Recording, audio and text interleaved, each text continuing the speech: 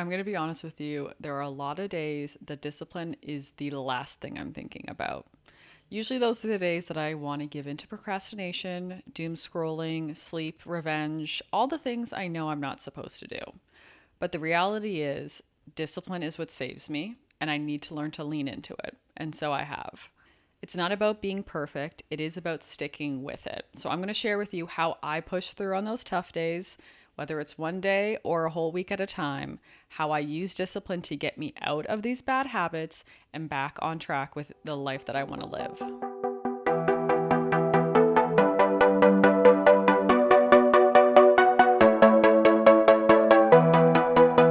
Hi everyone, welcome back to my channel. Welcome back to Discipline. I know you have become fond, maybe is the way to put it. I hope you've become fond and you've grown to the word discipline, and it's not as scary as it once was. If you are new, my name is Ofori-Attah. I am constantly sharing about my life, my journey, and my struggles, and how discipline has been a huge part of my secret sauce to getting my life on track, to being an entrepreneur of over 10 years, and to just achieving the goals that I set out for myself. So if you haven't caught up on the previous discipline videos, there is, I think, 6 or 7 videos for you to watch. Plus, this is going to be the very last discipline video. So hold on tight. I'm wrapping it up because, yes, discipline is a number one thing that has helped me. But the reality is it's not always there. It is not my number one thing I think about every single day. It is something that I do have to continue to work towards. It is a muscle I have to flex, stretch, nurture, all those different things. But it is one of the best things I've done for myself is implement discipline into my daily life, my habits to help me achieve the goals that I want and become the person that I want to be. And if you're anything like me, you know tough days do come and go. Sometimes they stay longer than we'd like. Sometimes it's a tough season we're in.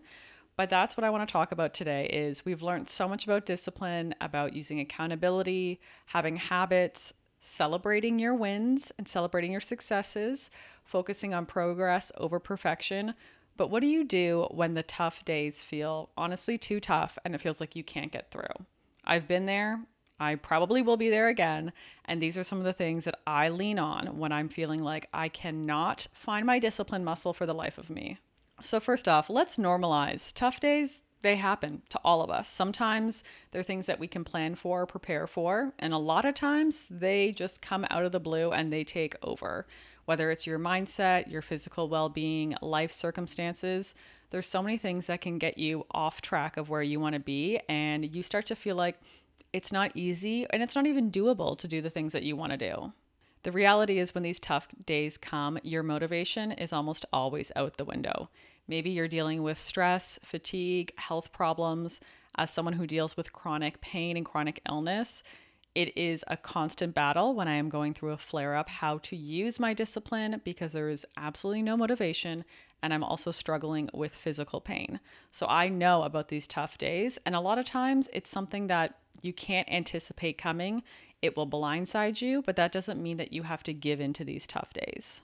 First step is to be okay with having a tough day. Give yourself grace, give yourself understanding this happens. Life is not always going to be perfect, 10 out of 10, rainbows and butterflies. That's just not reality, and I'm sure you know that. But giving yourself grace and allowing yourself to have a tough day and not be hard on yourself is actually the biggest step to pushing through a tough day, tough period, or even season. These are things that are going to happen. It's not about avoiding them because unfortunately there's no way to avoid a tough season. It's how you handle it, how you navigate it, and how you love yourself through it that really counts the most. So allow yourself to feel whatever you're feeling. Maybe this is a great time to journal and share your emotions, what you're going through, maybe your fears and doubts. Give some words to your feelings. Allow yourself to tune in to what's going on internally. Recognize what's going on externally, whether it is the stress from a job. Maybe you got laid off or you didn't get the job that you applied for. It's okay to recognize what's going on, what's out of your control, and allowing yourself to process it is one of the biggest steps. We're focusing on accepting rather than resisting what's happening in our life. For me, when I'm having a tough day, a tough season, or even a tough couple of years, because I have had those, I remind myself that this too shall pass. it has been a huge mantra for me as well, is to realize that even on the bad days, they're not going to last. But on the flip side, it also helps me embrace the good days. The good days also won't last. So it helps me to slow down, smell the roses, be more present on the good days. And then on the bad days and the bad seasons, remember the sun does come out. The roses will smell beautiful when they bloom again. And this tough season will not last forever. So, whether it's using that same mantra of this too shall pass or coming up with one for yourself to lean on, to say over and over again if you have to, when you're having these tough seasons, it is something that you can use as a support to remind yourself that this isn't your fault. This isn't something you could have avoided. This is just life, and life ebbs and flows, and this will be one more ebb that you will eventually get out of. So let's talk about having low motivation, having these tough days. What does that even look like? I know everything on the internet, specifically social media, is very glamorized with, oh, this is what I'm able to do. Look at how great my life is, the highlight reel. The reality is there's so much going on behind the scenes, even for your favorite influencers and even the people that you think their life looks perfect. For me, I have struggled a lot with my physical health because of living with endometriosis and chronic migraines. In my 20s, I was sort of known as the active girl. I did a lot of workouts with Nike. I ran 15Ks, 10Ks. I spent a lot of time training in the gym, and everyone kind of had this idea that I was this fitness person. And for a season of my life, I really was. I was leaning into my ability to go to the gym, to join running groups, and to be involved in the physical community of sports and running clubs and gyms and CrossFit and spin classes. I was kind of doing it all. And while I was doing that, I ended up getting sick with walking pneumonia, and I didn't even know that I had it. So I was living with walking pneumonia for a few months before it was finally diagnosed, and I struggled severely with my ability to work out. I stopped being the active girl. Going from the girl who was the fitness girl to having walking pneumonia and barely being able to do anything was not only hard on me physically, but it was also hard on me mentally. Other people had this perception of me. I also had this perception of me. And when I became physically sick, a lot of that changed. Even my motivation to become her again kind of went out the window. And that honestly is a time of my life where I think I was my healthiest, obviously, before having walking pneumonia. And I have been on a mission to get back to that version of me. Not to the same level, because I have a lot of other things going on in my life that I just can't be working out as much as I was. But to get back to that place where I loved working out. I loved going for runs, being a part of the running community. I was doing spin. I was doing sometimes reformer Pilates. And this was like 2014, 15. So this was like early days of Pilates. But getting back to that wasn't something that was easy, and it still isn't, because with physical struggles, as you know, it is hard to push through. And so I wasn't able to rely on motivation to get me up and get me going again. This is when discipline had to come into place and still comes into place. But the biggest thing is, instead of trying to get back to Mary, who was working out 5 to 7 times a week, I started with walking. Just walks. Just simple walks. This was, again, before the pandemic, before like daily hot girl walks became a big thing. So I was just doing walks a little bit longer around the block to my neighborhood coffee shop, a little bit longer to my office. And I would start to add these walks up, make it a half hour, 45 minutes. I would start to bike outside. I found an old bike at a garage sale. So I started to get back into my physical journey, my fitness journey, in a way that wasn't the same. So I wasn't holding myself up to a standard that wasn't achievable at that time. I gave myself grace, and I allowed myself to create a new path to get back to where I was and who I was as the fitness girl and the workout girl. Eventually, I started to find that motivation again. I started getting dopamine and endorphins from running or walking, even like a long hour and a half walk gave me this dopamine hit of, I feel so good in my body. I'm outside, I'm breathing fresh air. Everything feels good. So instead of creating the same path and trying to work that same plan that I once did, I had to kind of course correct that plan for myself, change what my habits and my routines were, adjust based on how I was feeling, what I was capable of doing, and not wanting to push myself to get even more sick or have a flare up in terms of having another illness or dealing with an endometriosis flare up or my migraines. So it was really about creating that new path to getting to the person that I want to be, inspired by the person that I once was. Another thing that has come into play for me is journaling. I was actually just going through my journals the other day and I realized, I go through phases where I'm writing almost every single day. I am brain dumping, I'm sharing my struggles, I'm sharing what I'm grateful for, I'm sharing ideas, and then I just like go ghost on myself. I just don't know what happens, but my discipline muscle basically just turns off. I just stop journaling and I realize that, I actually feel so much better when I am allowing myself to process my feelings, allowing myself to write out what's going on in my life, what season I'm in, how I'm navigating it. And it also feels really great to be able to look back on my journey and see the moments of discipline through these different seasons of my life when I was journaling. I'm not writing it down in terms of this is how I was disciplined today, but I'm able to look back and recognize, I was going through a really tough season, but I was still showing up for myself during that time. So when I get back into journaling, it's not starting with the big 3-4 pages or every single day. Sometimes it's one sentence a day, 2 sentences, maybe a page.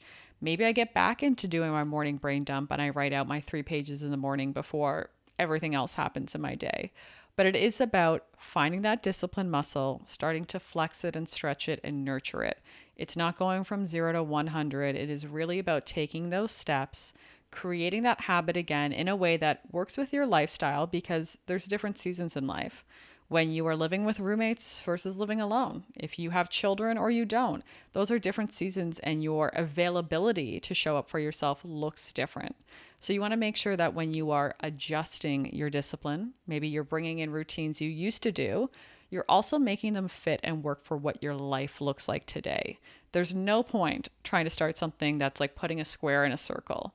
You need to find something that does fit into your already scheduled programming, whether you are getting up early or you want to be getting up a little bit earlier. It's those baby steps to get you back to where you want to be or get you to where you want to go and you haven't yet been. I think the biggest and most relatable one is the days where productivity is a foreign word. I could honestly tell you today is one of those days. As I'm recording this, I have been dealing with noises outside of my apartment that have been driving me insane. I am definitely fighting a migraine, and I have to say it's not easy filming YouTube videos with all these lights set up when you're someone who deals with migraines. Light is a trigger, senses are a trigger, sounds are a trigger. Today has felt like a trigger for me, and my productivity has not been at the highest. But I also know that this is something I time blocked into my calendar. I'm holding myself accountable to doing this, and I'm giving myself breaks. So what you don't see here in this lovely edited video is I gave myself breaks in between filming a couple different points. When my head started to hurt more, I turned the camera off and the lights off, and I picked up my book and actually read my book to rest my mind instead of getting on another device or another screen and causing more headache. I actually tried to unplug to rest myself so that I could come back and continue to film and get this done, hopefully being my best self. So similar to what I'm doing, instead of trying to tackle everything at 100%, when you're feeling unproductive, when you're feeling like those days are just not happening for you, how can you break down your day into more small, manageable tasks? You want to identify your key things that you have to get done, and everything else can be smaller, bite-sized tasks that you can work on throughout the day or even push off to tomorrow. Again, it's about being kinder to yourself instead of setting yourself up to reach something that is only going to make you feel like you can't accomplish it and you can't do it, especially when productivity and that motivation is just not there. So whether you're having a day where productivity feels like a foreign language or a season where your health isn't great, whatever it may be, there are ways to get back on track. And number one is to start small. Instead of looking at the big goals and trying to do it all and accomplish it all, start to break those things into smaller tasks and smaller goals. So if you want to start working out again, don't sign up for an hour-long Pilates class. Start with 5 minutes of stretching on the floor, then maybe 10 minutes of a walk, maybe a 15-minute Pilates YouTube video at home. Start small and work your way back up to that big goal of yours. Give yourself grace and understanding that it is going to take steps. They're baby steps. Sometimes you can take 2 steps at once. Other times you might take 2 steps forward and go back a step, but that's okay. Breaking down the steps into smaller, more manageable tasks, more manageable goals will not only allow you to reach that goal without falling flat and feeling like you can't do anything, but it's going to create that habit routine and that positive reinforcement cycle that you are accomplishing things again and you're back on track. Another thing is to set non-negotiables. I do talk about this a lot, especially when it comes to work, is having non-negotiable things that you do every single day. For me, at home, that's a bit different than work. But at home, I make sure that I always make my bed. I obviously brush my teeth, but I also make sure that the kitchen is clean before I go to bed at night. I've recently started to make sure one of my non-negotiables is putting out all of my supplements that I'm taking to help with my leaky gut, my whole AIP journey. But these are different things that you do every single day, no matter what. So it doesn't matter if you're having a great day, a terrible day, you get up late and you have to rush to work, or you come home late and you're tired. These are your non-negotiables that even when you do not want to do it, you prove to yourself that you can do it and you do accomplish it. And 9 times out of 10, these non-negotiables should be under 2 minutes. So especially your home things, they should be those smaller tasks that you can easily leave for later. But as soon as you start leaving them around, the tasks pile up and it becomes a big thing. So if you're accomplishing those 2-minute habits, you start to realize these are small goals working towards your big picture goal, and you are showing up for yourself. I've talked about this before, but another big thing to do when you are having a tough day or season is to remember why you're doing this, what you're working towards, what you want your life to look and feel like. So this is when journaling can come into play, writing it out, revisiting your past entries, talking about the why you're doing these things, or getting a little creative, doing your vision board, revisiting your vision board, even creating a new smaller vision board on Pinterest to remind yourself that this is why you are working this hard. This is why you're setting these goals, your non-negotiables, you're breaking down your big goals into your smaller tasks, and why you want to achieve this, because this is the life that you're building for yourself. And lastly, my biggest tip that I have to remind myself of the most is to be kind to yourself. It is so easy when you are trying to accomplish something to feel like you're never good enough. I know this is something that I deal with. I am very, very hard on myself. I have very high expectations for myself that I wouldn't set for anyone else. And I really have to work on being kind to myself. And that is an act of discipline, is loving myself. Because sometimes it's easier to fall into those negative thought patterns, negative habits of thinking you're not good enough. Why do you belong? Why do you deserve this? My mind can go down a very dark place if I allow it, but I use discipline to be kind to myself. I remember this too shall pass. This season that is hard, this day that I do not feel productive is not going to last forever. There is always a season for everything. The ebb and flow of life is really the constant we have in life. So instead of striving for perfection, remember that progress is what we are going for. Even if it is that 1%, that small step day after day, it all adds up. Even on these hard days, showing up for yourself is what really matters. That in itself is a win. That in itself is something to be celebrated. We push through, even though we're not perfect, even though we will stumble, you will fall, but you get back up. And as we do get back up, as we continue going forward, even when it is hard, that strengthens us. That strengthens our discipline muscle. It builds that trust within ourselves, and it builds our confidence to realize we can do the things that we set ourselves out to do. And like I said on a previous video, doing all these small things are like little sheets of paper. You add them up, and slowly this little thin piece of paper becomes a small stack, a bigger stack, and an even bigger stack. Every small step you make towards the life that you want to live, towards that goal that you're striving for, is going to add up, and you will see that change, and you will be able to celebrate accomplishing the big goal, but also recognizing every small step you took to get there. As you continue your discipline journey, remember, tough days, tough weeks and seasons are bound to happen. But how you continue to show up for yourself with consistency, small steps, holding yourself accountable, being kind to yourself, and celebrating those wins along the way is what really counts. We're striving for progress, not perfection, because this truly is a lifelong journey.